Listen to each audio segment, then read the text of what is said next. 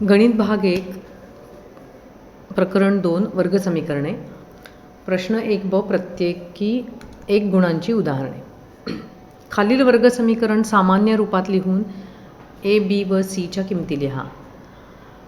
वर्गसमीकरण सामान्य रूपात म्हणजे वर्ग असलेलं पद सर्वात आधी,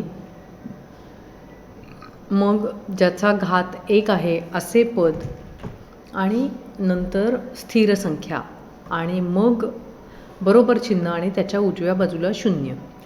आता ह्या संख्येची जागा बरोबर आहे, या पदाची संख्या बरोबर आहे, ह्याही पदाची बरोबर आहे. हे डावीकडे हवे आहे.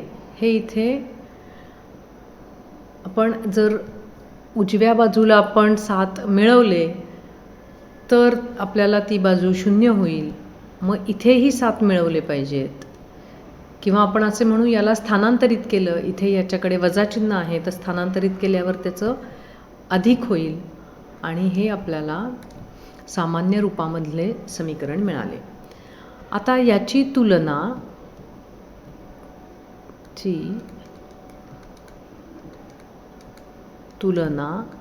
ay वर्ग अधिक by अधिक c बरोबर 0 बरोबर करून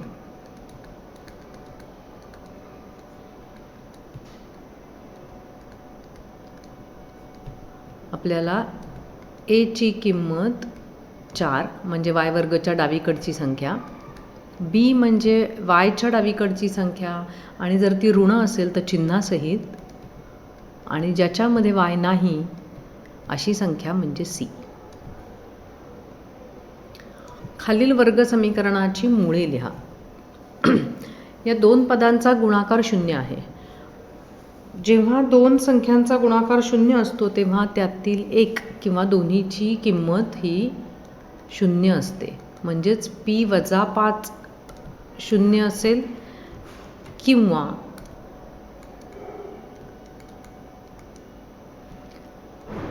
p अधिक 3 ची किंमत 0 असेल.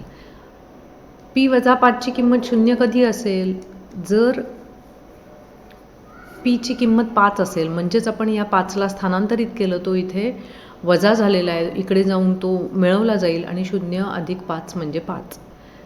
त्याचप्रमाणे हा 3 स्थानांतरित करायचा आहे, तो इथे मिळवलेला आहे, त्यामुळे त्या बाजूला जाऊन तो 0 मधून वजा होईल आणि आपल्याला इथे p ची किंमत ऋण 3 अशी मिळेल. त्यामुळे या वर्गसमीकरणाची जी मुळं आहेत ती मुळे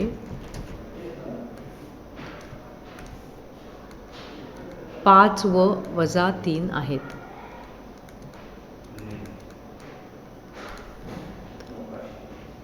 प्रश्न 3. जर a बरोबर 1, b बरोबर 4 आणि c बरोबर वजा 5 असेल तर b² वजा 4ac ची किंमत काढा, म्हणजेच विवेचकाची किंमत काढा.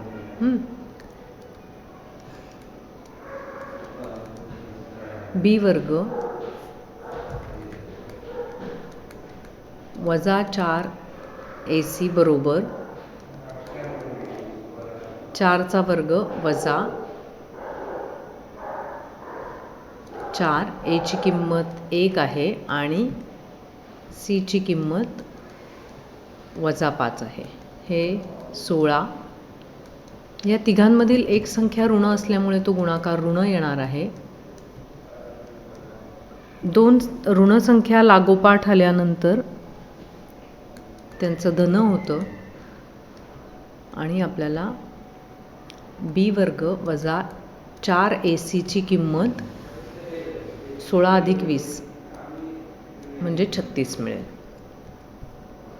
जर b वर्ग वजा 4ac ची किंमत 0पेक्षा जास्त असेल तर वर्गसमीकरणांची मुळे वास्तव व असमान असतात, आणि जर ती किंमत ही 0पेक्षा कमी असेल तर ती मुळे वास्तव संख्या नसतात.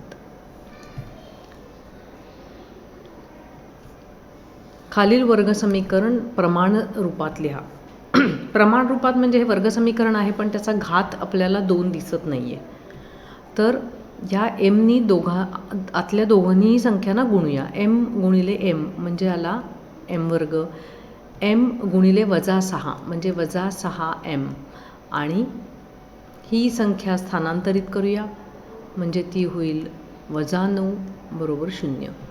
हे आपले वर्गसमीकरण प्रमाण रूपात आहे.